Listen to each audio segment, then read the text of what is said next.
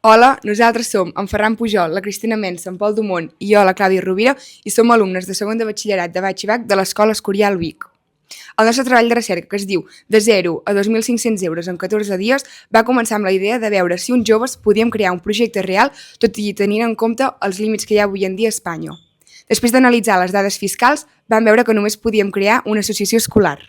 Per tal que aquest projecte es basés en dades reals, vam utilitzar una metodologia combinada entre la teoria i la pràctica. Primerament vam fer una recerca bibliogràfica i després un estudi de mercat. En aquest hi vam incloure 110 enquestes digitals i la participació de 350 persones de les poblacions de Vic, Centelles i Taradell.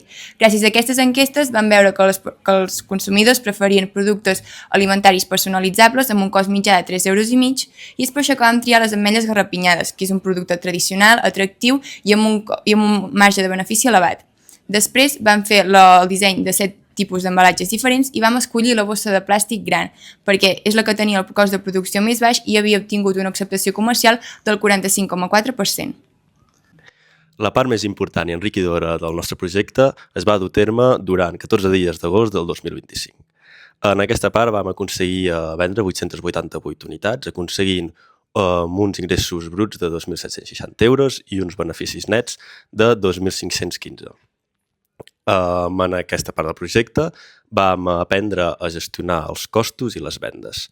Vam aconseguir augmentar en quasi un 900% la rendibilitat per unitat, augmentant així un 30% les expectatives. I ja per acabar, el nostre projecte ens ha donat unes competències molt útils de cara al futur. D'una banda, hem après a gestionar els costos i els beneficis a través de fulls de càlcul i de l'altra banda hem desenvolupat estratègies de màrqueting i venda directa de cara al públic. I tot i que les AFAs encara no ens han contestat, el nostre projecte és econòmicament i operativament viable. Així doncs, ens emportem que la paraula emprenedoria no només vol dir guanyar diners, sinó és aquesta capacitat de desenvolupar autonomia, creativitat i capacitat racional, sempre tenint en compte els aspectes legals, fiscals, organitzatius i administratius.